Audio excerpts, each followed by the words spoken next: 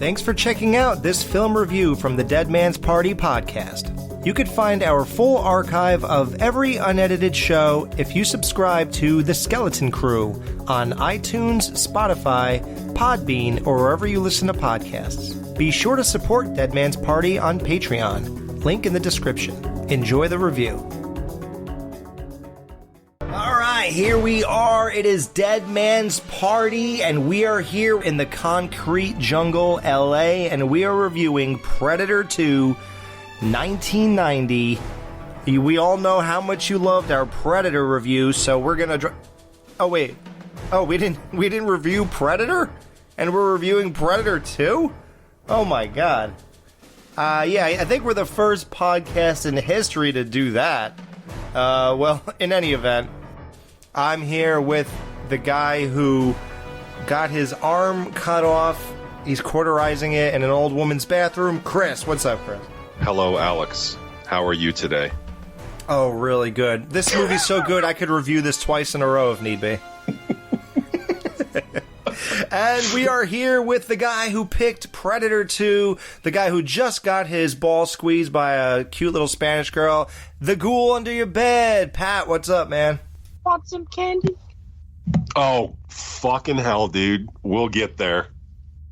Wow, so Predator 2, 1990, director Stephen Hopkins, written by Jim Thomas and John Thomas, starring Danny Glover, Gary Bucy, Kevin Peter Hall returns as the Predator, Ruben Blades, Maria Conchita, Bill Paxton, Robert Davi, who's certainly not wasted in this movie, Adam Baldwin, Kent McCord, Morton Downey Jr., and Lillian Chauvin, who is Mother Superior in Silent Night, Deadly Night. And you know what else Kevin Peter Hall was in?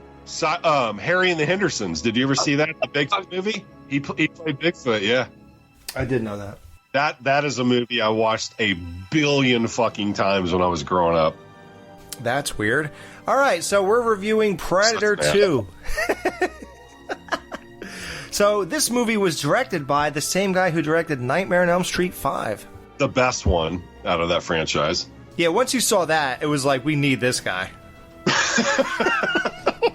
The dream child. Get the fuck out of here. Now, Pat, you picked this movie to review. This is the one you wanted to review. Now, is this your favorite Predator movie?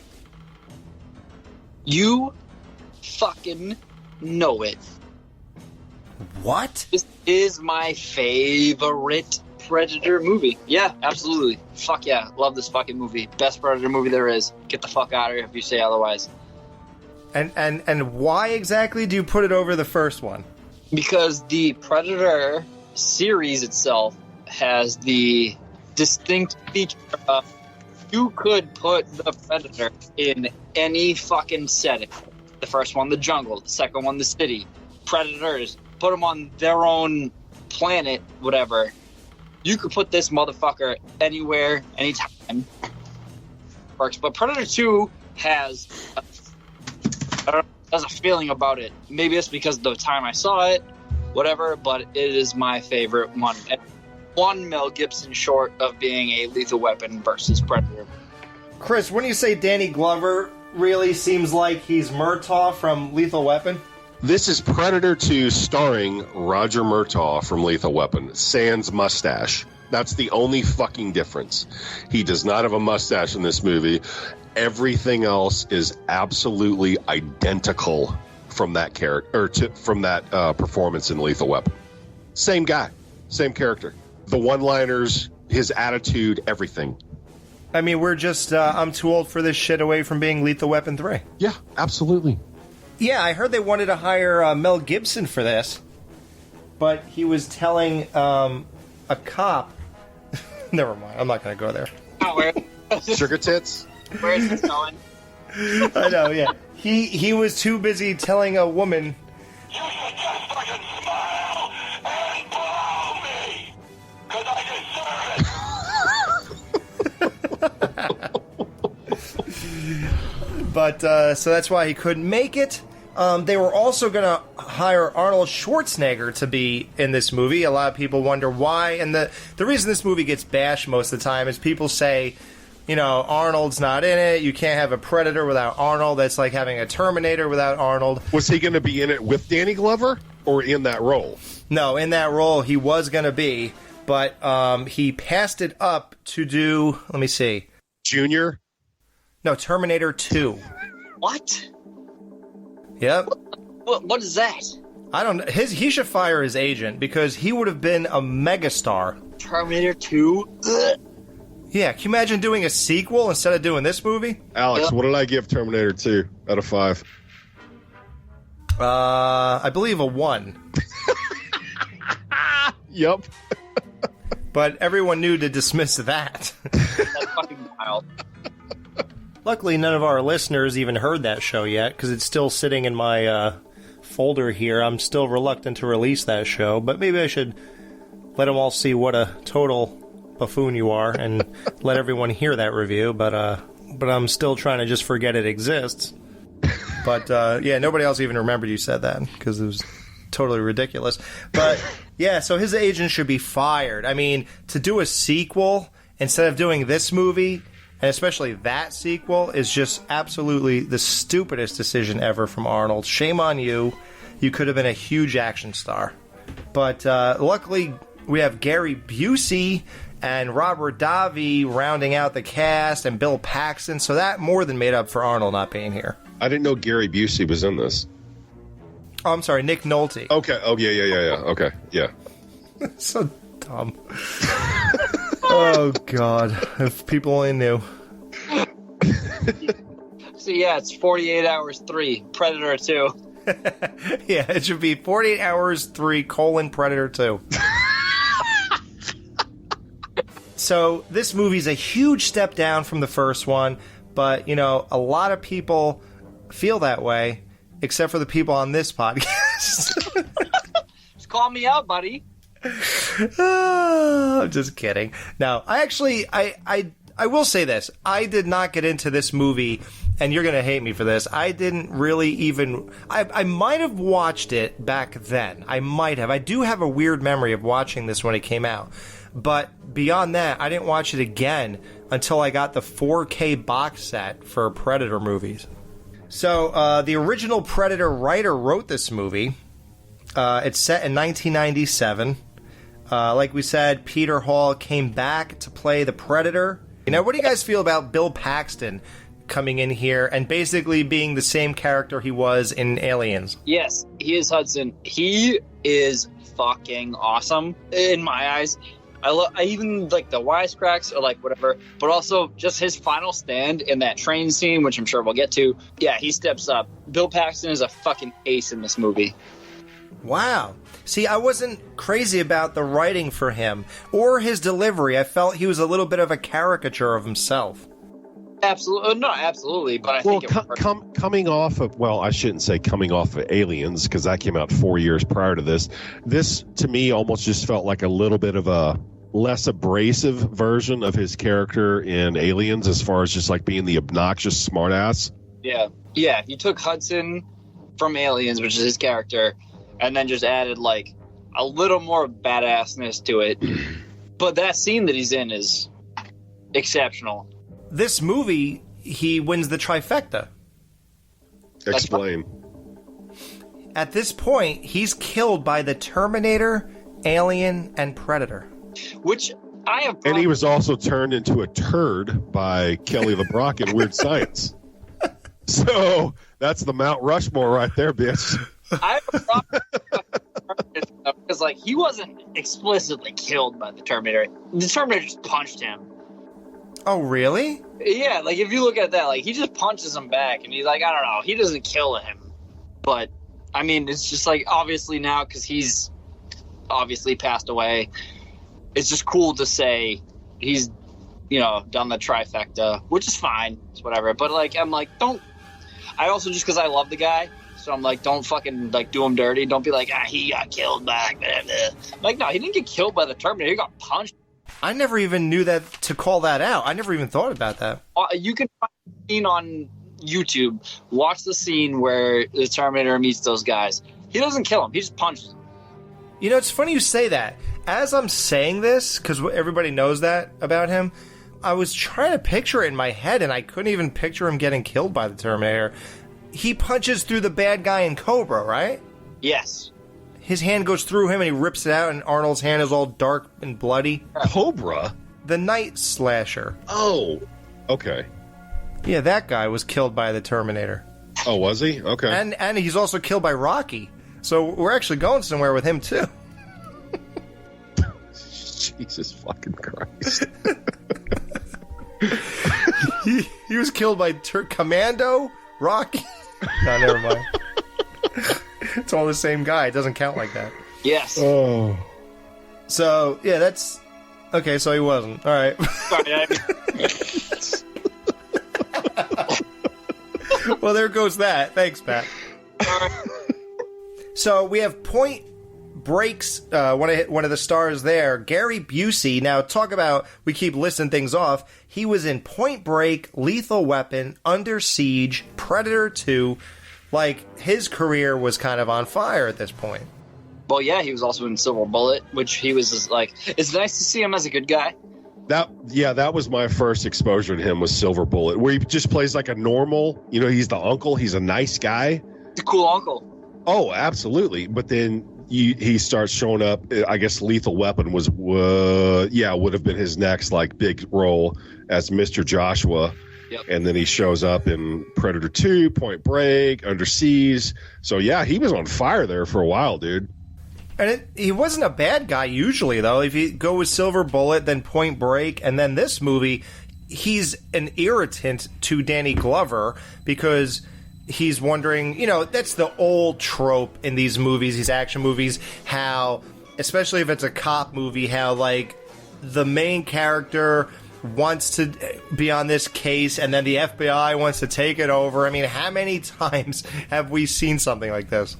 Yeah, like his character is technically mistaken. Like he technically has good intentions, but also at the same time, he's like almost like your Burke in Aliens, is that he's there for nefarious reasons, like there for the creature. He doesn't give a fuck if like the rest of the cops get involved and get fucking killed, as we've seen. Right. So he's not a bad guy. He just had to stop you from doing this because they know that it's the alien. He's just doing his job, really. Right, and that's interesting, and I liked that turn of his character at that point. But then it was weird because I don't want to. I hate to jump around on Chris, but the one weird part is when he goes, "Hey, he could see you guys," blah blah, and then he goes, "What? Who is this? Clear the line." And it's like, wait a minute, are you listening? Who cares who's saying it, right? Some guy is telling you the alien that murdered everybody, and you know everything about the Arnold thing, he could see you, and you think you're in an invisible cloak. Well, that's what I think is my like gripe with this whole movie, despite that I love it, is that their base of operations is in a frozen meat locker. Even though in the first movie they talk about it being, this thing is hot-blooded, it seeks out heat. Why the fuck would it make its base in a fucking meat locker? What the fuck? Maybe it wanted to practice boxing. I was going to say, where was Paulie? I thought that was his meat plant. It stinks in here. You stink. Yeah. No, that's the one thing that I'm like with this movie. I'm like, I don't fucking get that, because then like the final set piece that they try to make it is the meat locker. I'm like, it's cold there. Why would he go there when the first movie explicitly, he's a hot-blooded killer. And yeah, he's in a fucking tropical jungle. Does the same thing. They're like, yeah, no, he's the hot-blooded killer, like whatever. I'm like, what the fuck? Why are you tracking him to a fucking frozen meat locker? What the hell? Yeah. How did you guys feel putting him in the city, in the concrete jungle? I thought it was fucking awesome. It's like a fish. It's like a fish out of water type thing. It almost seemed very natural in the first one when he was in the jungle. Just because he's like this fucking, I don't know, monster. Yeah, it seems like he belongs there. Blended in perfectly with the trees and all that shit. And not that he doesn't camouflage his stuff in this one, but still, it just, seeing it in a completely different setting was awesome, I thought. Right. Yep, absolutely. I agree with that. It's like the fish out of water thing is a perfect example. It's like, if you look at this Predator as he's like a young blood, like he's just getting his start, and he's just doing his thing in the city, and clearly he's fucking up because he's killing like this, that, the other thing. So the lost tribe that's there at the end comes in to be like, oh yeah, we expect this. You kind of get that vibe from them. Yeah, it's kind of like they actually successfully did in this movie what Friday the 13th Part 8 wanted to by calling it Jason Takes Manhattan. But in that movie, Jason showed up in Manhattan just in time for the closing credits to hit. Absolutely. Whereas in this movie, yeah, get Alex shut up. Yeah. It doesn't stop. Yeah, no, but I love that. Like, it's like I like to think of it as like this young blood, like new hunter trying out his thing, but he's in a fucking environment that he's not fucking familiar with. He fucks up, he gets fucked over. So, right. How do you feel that the humor of the city aspect when he ends up in that woman's bathroom and then he busts through the door and then like the other door and he just keeps making the frames bigger by taking them with him? That's fucking fantastic. He's in that bathroom. He punches a hole through the wall, just grabs a handful of like plaster and ceramic tile, pours like some fucking ectoplasma on it, makes this goop to spread on his, his stump arm and his wounds. And then he busts out of the bathroom and there's fucking Mrs. Elrod from Halloween 2 just standing there. And then he goes to the fucking front door of the apartment and just literally knocks it off the fucking wall, just goes right through it. It's great. It's amazing. I love like when the lady's like, Harrigan jumps through and he's like, "Where'd he go?" And she's like, "I don't think he gives a shit." Yeah, dude, that is legit Mrs. Elrod from Halloween 2, Alex. That's awesome. Yeah, this movie hits the ground running with that opening scene with the shootout with the Colombians and the Jamaicans, and you get these. That was a good action scene. It was a great way to open up the movie, and then you get the Terminator kills and all that. And you see the bodies hanging, and brings you back to part one. But I prefer the action death sequence in the apartment when the chick is riding the dude, and the opening scene of that, and then he kills everybody in there. All the voodoo guys. Yeah, the Jamaicans. Really? Well, all I can think about in that scene is like, why hasn't some chick ever ridden me like that? Like, she is like a fucking wild animal, dude. It's just thrashing back and forth. But no, it's awesome because he shows up, kills all of them, and then the cops, show up and they see them all strung up and they don't know what to make of it because there's no bullet holes or anything like that, but they're just all slaughtered. Yeah, because he uses the fucking spear, the net. This is where you see all like the Predator's extra technology come out, which is cool. Yeah, that disc or whatever. Yeah, that fucking metal that razor frisbee he was throwing around or whatever the hell it is. Because like that's like my favorite scene from this movie is the train scene, obviously. But no, that like penthouse Jamaican scene is like nuts. Yeah. He kills the guy with the fucking net, which is insane. Yeah, I like the net kill. Yeah, the net's awesome. It just cuts through that guy. I like in that scene in the scene where she's riding that guy and then they all show up. One of those Jamaican guys, it was like his goal literally to shoot out every fucking window in that apartment. That's all he was doing was like blowing the fucking windows out. All right. Fucking voodoo magic man. Yeah. Yeah, so let's get to the train moment. So a lot of people cite this as one of the greatest action movie scenes. Do they really? Are you serious? Yeah. I'm a strong proponent of that. Right, they do, because the Predator on top of the train, you got the gang or whatever that was in the train picking on people, you got normal people, and you have all the cops. Well, so you have the normal people who have guns because like LA 97 is terrible. So they have guns. The gang members who also have guns, and then you have Bill Paxton and Maria Conchita Alonso, who are the two cops who are just there by circumstance. One of the guys is like fucking pestering another civilian, whatever, and then they all pull out guns, and then all of a sudden the Predator's on top, and he fucking cuts the lights, and then that's when it turns into like the fucking darkness final train car massacre, which is fucking awesome. Now, how do you compare this to the Texas Chainsaw 2022 when he killed all those kids on the bus? The bus scene, holy shit! You know what? I don't. You know what? I don't know what either of your guys' thoughts are on that 2022 Chainsaw. I thought it was fucking awesome, and I thought that whole scene on the bus was incredible, just because he butchered them like fucking hogs, dude. I'm serious. That movie in that now I love that franchise except for part 4 is horrible, but I thought that movie was really, really good, and I thought that scene was like the standout scene in the movie, because I always hear people like, oh yeah, those people are so unlikable with their phones, and I was like, well, that's the fucking point. They wanted you to hate those kids, so when he slaughters them, you were almost rooting for Leatherface. Chris, I am 100% with you on everything you just said. Yeah, dude, absolutely. Yeah, people don't get it.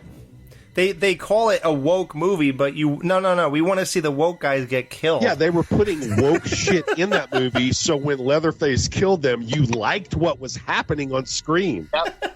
Absolutely. So anyway, back to this movie. Yeah, so on the subway scene, Predator, he's on the roof of the subway, you bust through it, chaos ensues, he's killing people left and right, and then Paxton sees him and just starts fucking unloading on him with that gun, runs out of bullets, and he goes, Jesus Christ, what the fuck are you? Then he pulls out, like, I don't know, a sword or like a big knife or something. Pulls out says, come on, motherfucker! And then for some reason, as many times as I've seen this movie, which back in the 90s when I was a teenager, I saw this movie a lot, okay? Like a lot. I had it on tape. It was on HBO all the time, so I watched it a lot. But over the last, like, let's say 20 years, I've probably only seen this a couple times. So when it cuts to the Predator coming towards him and the Predator plays that little audio clip of the kid saying, want some candy? Dude, I thought that was like almost like legit creepy. Like, so I could see how some people would look at that and say, oh, that's stupid. I thought it was bad fucking ass this time I watched it. Absolutely, I agree. Yeah, no, that scene with like Paxton like showing off, because like he basically recreates his scene from Aliens where he's like final showdown, just blasting his gun. Like, it's like a little thing that I love. He fucking unloads on the thing, and then all of a sudden he reloads and he puts the fucking magazine into his gun, and he's like, yeah. It's just like one of those things, like, just it's fucking cool as shit.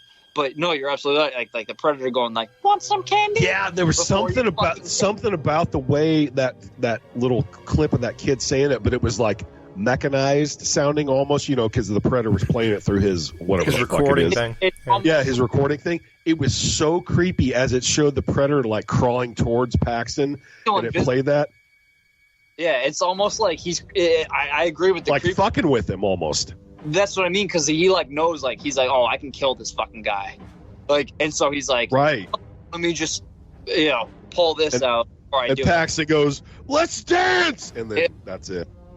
Boom, done. It's over, man. It's over. I wish he said to the Predator, "Now make yourself one, dickweed." Dickweed. Do you know what that is, Ghoul? Yeah, it's weird science. Oh, good. Dude, okay. This Ghoul kid, he knows his shit for being 29 years old. Like I said, I know my stuff. Well, hang on. We can't skip over the King Willie scene in the alleyway. Oh, true.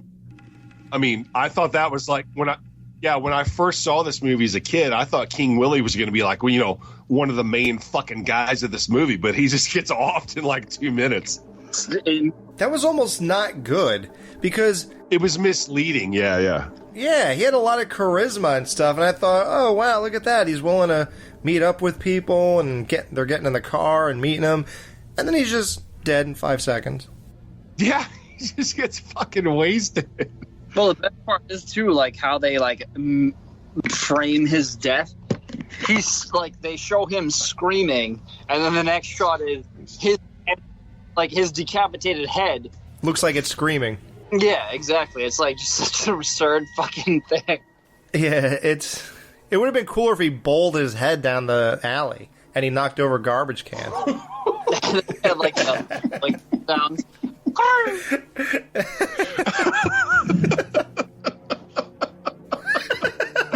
Holy shit. Or no, what he should have done was take him up to a roof and get into a fist fight with him, and then King Curly punch him a bunch, and then when he was like, God, he punches his head off into a dumpster. Take your best shot, man. Yeah. It goes, wow. Irie. Oh, God. Yeah, that was great. Little Willie. We find out Gary Busey just knows that he's an alien. He references the first movie, which I got little chills from. Like, wow, he's talking about Arnold and his crew. Wow, it's cool. Yeah, I thought that was cool that they actually acknowledged the first movie in the canon of this film. Yeah, and even acknowledged Anna, that she survived with Arnold. Right. Shows up on screen in one of their little screens. Oh, really? Oh, Yeah. really? I didn't notice that. Yeah, no, if you look at it in like one of their little monitors, she's the only one who actually shows up on screen. Huh, I guess Arnold said, fuck no. That was how they like tried to canonize it. Yeah. Well, they do that, and then, so Gary Busey puts this suit on so that you can't see, the Predator can't see him because it's all cold. It's like an invisible cloak because they realize that he sees heat and all this stuff. Which I don't know how they would Arnold figured that. Yeah, he told them because of the mud thing he did. So, then they go in, they think they have it all figured out. Danny Glover gets on the microphone and he's like, hey, he could see you, motherfuckers. And the guy goes, huh? What? Who is this? What? Clear the line. And it's like, why is Gary Busey saying that when he should be saying, wow, he could? Are you sure? Let's get the fuck out of here. Like, clear the line. Like, dude, you're gonna die. The Predator can see you. It's just like you're walking into a normal room with him now. You're dead. And he doesn't even get it. And this guy starts killing off all of his men. Somehow Gary Busey lives. And then it's not till the 40... There is... we're at the 30-minute mark left of the movie till it's the one-on-one Glover vs. Predator battle. So there's 30 minutes to go at this point. A lot. It's too much. It is, right? Because Yeah. when Arnold went against him, it was different because, well, he killed the one guy, then he was chasing him through the jungle, then Arnold fell off the waterfall, then lands in the water, then the Predator's looking for him. He hides, he gets the mud on him, he's looking, he can't see Arnold in the mud, then he disappears, then Arnold spends like the next amount of time preparing, like Home Alone, preparing the jungle with all these traps and all this stuff, and he's doing all that, and it seems like it's a good use of time, but in this movie, it seems like there's no way that if it was just this regular guy battling the Predator that it would go on this long. It wouldn't be feasible in any way. Well, that's what I mean when I say, like, it should have ended, like, the final act of this movie should have been in the meat packing plant, whatever the fuck you want to call it. Because then he chases the thing up to the roof, fights with it on the side, cuts its arm off, and then he climbs a pole to get the thing, which leads to the elevator shaft, which leads to the fucking ship. It's just, I don't know. It's one too many things. Yeah, it's like it's too much. And So they throw some one-liners in there, like Danny Glover says, "Okay, pussy face, it's Yeah. your move." Yes. It's like, really? Would he say that? But then, if you really look at it, Predator does have a pussy face, because when he opens his mouth, spreads it open, those fucking jaw things, it looks like a pussy. Oh yeah, it was getting hard, dude. No, like legit, dude. That's what it Yeah. looks like. 100%. No, you're not wrong. Yeah, the Ghoul is reaching for his rubber in his back pocket. Whoa, I just got these jeans out of the laundry. Are they? Whoa. And the Predator goes, "Shit happens." Yeah. He's just like, take it. And did they also like steal the "You are one ugly motherfucker" line? Oh yeah, that was a total callback to the first movie, because Danny Glover says, "You are one ugly mother," and then the Predator says, "Fucker." Yeah. And then that's when he falls down and smashes into Mrs. Elrod's bathroom, and all that shit happens. When Arnold went against the Predator in his movie, you know, Arnold's this big, gigantic monster of a guy himself. And when he's going against the Predator, it seems different than like when a regular guy, which is all that Danny Glover is, like just a total normal person going against the Predator. It kind of seems like the stakes are higher, like there's more risk of dying here. Well, yeah, because in the first movie, you have Schwarzenegger, who is this fucking almost like living, breathing superhero. So when he's going against the Predator, it's like you have these two supreme beings of these two different races. It's like alpha versus alpha. And then it's just like, okay, let's fucking go. Let's see what happens. But in this one, you know, Danny Glover, he's just a cop, man. He's just a fucking feet on the ground, fucking, you know, blue collar cop. And it's like, well, what can he fucking do against the Predator? Well, he actually does pretty good. Considering, yeah. Yeah, considering what he is, yeah. I think that him stealing that disc chopper was a big plus. Oh, yeah. I didn't realize till this time that I watched it how many times that fucking thing came into play. Yeah, he keeps using it. Yeah. Once he took it from him. In any other movie, like whenever there's a really cool weapon, they do it like once and then they just throw it off to the side. Yeah, that's what I was thinking. Like, okay, yeah, he cuts his hand off with it, cool. But then it's like he holds on to it for the rest of the fucking movie after that happens. It's like, really? You're not going to drop this thing? It's even the determining factor of the end fight. Yeah, exactly. Yeah. Mm-mm. So, Ghoul, how do you feel about the end battle inside the ship?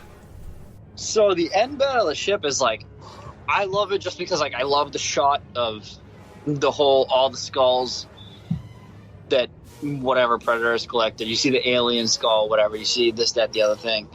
Like you said, like with the disc, he just fucks them up immediately. It's not like a final battle. It's like this Predator who has been so relentless this entire movie decides to be slow, and then Danny Glover's like, and just cuts him with the fucking disc, which is fine by me. It's whatever. But like, as far as like everything they've been building towards, it's a tough climax. So, yeah, it's almost like a cheat, almost as anticlimactic as Shredder versus Splinter in that original Ninja Turtle movie, but obviously there's more here, and they actually did battle. But yeah, just that moment kind of feels like that much of an abbreviated thing. So yeah, I don't know what your guys' thoughts are on that final scene when they're actually in the Predator's spaceship or whatever the fuck it is. Once he gets down there, are you guys Star Wars fans at all? Enough to know what you're going to say, maybe. Yeah. Well, why don't you tell me what I'm going to say? I'm just saying, any reference you come up with, I'm sure I'll recall it. So once he falls down into the Predator's lair, all I can think of was from Return of the Jedi when Luke goes down when he's at Jabba the Hutt's palace and he gets shot down into the Rancor Beast's pit underneath Jabba's thing and he has to fight the fucking Rancor monster. Yeah. That's all I could, because that's just what the whole aesthetic of that reminded me of, like on the walls and all that shit. Like in the belly of the beast kind of thing? Yeah, exactly. And then you look on the walls, and I know, Ghoul, you mentioned something about this earlier. So there's got skulls. It looks like a fucking dinosaur skull, and then the fucking xenomorph skull from Alien. Do you have something to say about that? Yeah, no, that's pretty tight. Like, I love that it's like the versus thing, like the... Okay, yeah, exactly. It's like, okay, so these things have existed together, and the Predator has defeated this thing already, because they're showing the skull on the wall. He's so strong, and other things he does, I don't even think Arnold would actually beat him, let alone Danny Glover. That fist fight they have, like, he should be dead. Yeah, Arnold didn't have that fucking razor blade frisbee or whatever the fuck it is that Danny Glover carries around for the last 20 minutes of the fucking movie. Yeah, what's really weird is at the end of the movie when Danny Glover doesn't need that thing anymore, he throws it and a dog catches it. Jesus. Oh, shit. And he catches like a frisbee and it cuts his head off. It cuts the top of his head off. He actually does, like, when all the other guys, like, show up, he throws the thing to the ground and then goes, okay, who's next? Yeah. Wouldn't you eat that? That is a great line. Though those predators show up, you know, they're camouflaged and they slowly appear one by one out of thin air. And he's looking around like, well, I'm fucked. Right. I think he knew he was fucked. That's the reason he did that. The crazy part is, though, imagine this, like, if you think about it, those fucking 12 assholes were there the entire time that the other predator was running. How come he didn't trip over them while he was fighting with the guy? Can you imagine he just kept running into him? It was like, whoa, what? Have you guys seen the behind the scenes of that with Danny Glover and all those guys as the Predators doing the Predator dance? Have you guys seen that video? No, is it like on the bonus features or something? It's on the bonus features, but it's on YouTube too. It is. Oh, okay, I'll watch it. Holy shit, because I think they got a bunch of NBA players at the time to actually like be in the Predator costumes. So they like just did like it's just you gotta look up just like the Predator 2 Predator dance. Look it up on YouTube. Wow, NBA players from 1990. Wow. Oh yeah, Rodman, Barkley, Scottie Pippen was there. Yeah, it's wild. So dumb. Thank God you're Scottie Pippen. That worked out good. It's awesome. Oh. And we found out that the Predator doesn't kill pregnant Hispanic chicks. Yes. So that's good. My wife would be safe. And then they throw him a fucking gun from the Old West. He's like, take it, and throws it to him, and it says 1715 on it. Yeah. And I think it said Marty McFly inscripted, so that sets up Back to the Future Part 3 perfectly, because it shows they were in the Old West at the same time Marty McFly was. Boom, crossover. Here we go.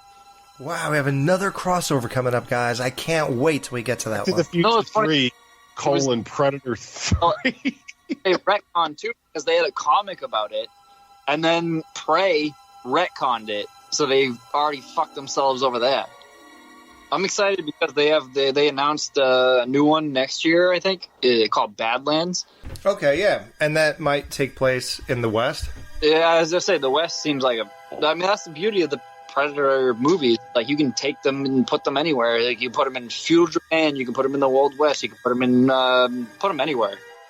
Yeah, and I'm a fan of Predator movies. I like almost all of them, and like I'm not like people like hate on this Predator 2. It's like, no, it makes sense. Like, just because at the time sequels were popular, everyone was like, oh, whatever. I'm like, no, it's like didn't have to be Alien to Aliens. Like, it still fucking worked, you know.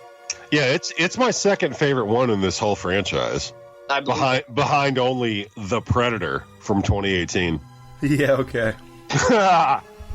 Right. Yeah, so that was Predator 2, 1990. How many Jamaican heads are you rolling down an alley out of 5 for this one, Chris? Oh, I will give this 3.5 Jamaican heads out of 5, although the dreadlocks may slow it down a little bit, so you may give it a 3.25 if you want to be technical. But it's fun. It is what it is, man. It's not the first one, but it's not trying to be. It's in a completely different setting.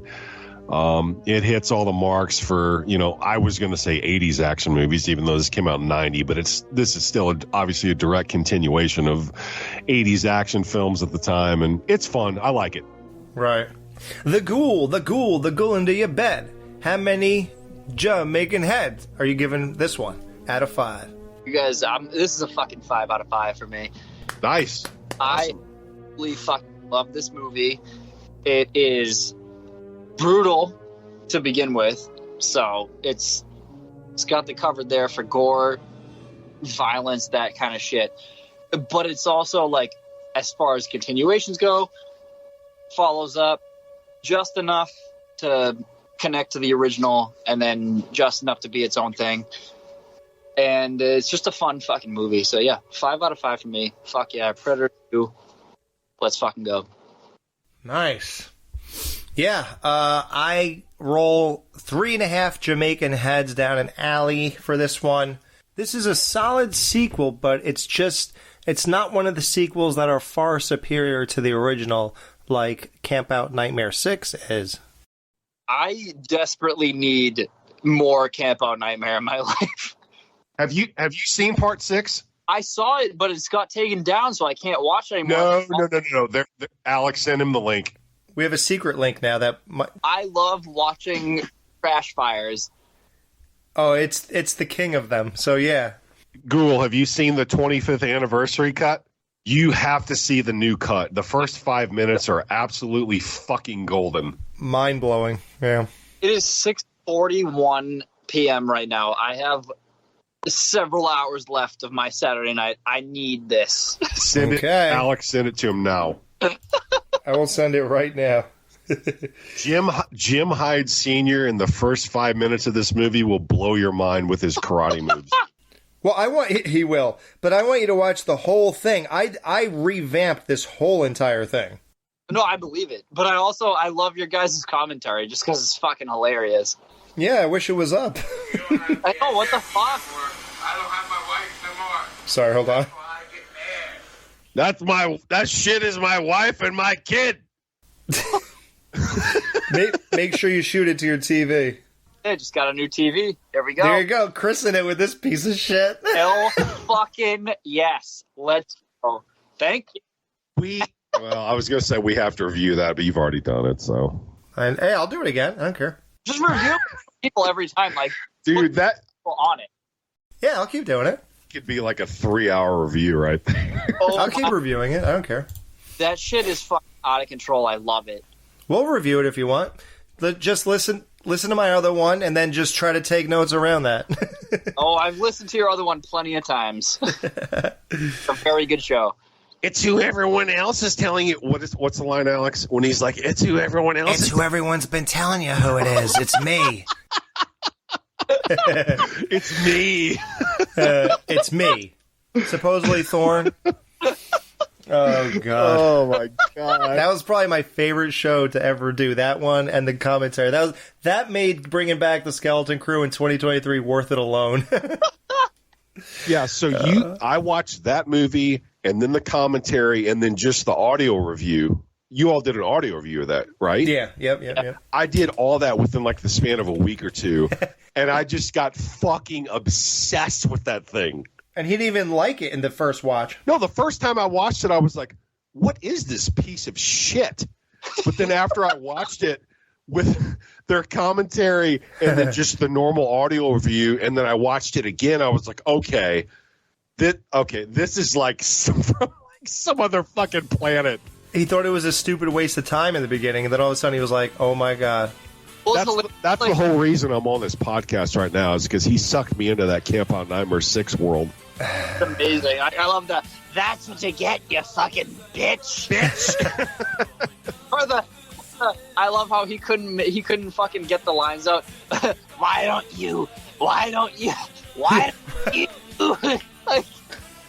don't you move your fat fucking legs? Yeah, he cracked himself up so much with that one that he couldn't get his next line out. Oh my God. He fucked the line up 3 times and still went for it, and they kept it in.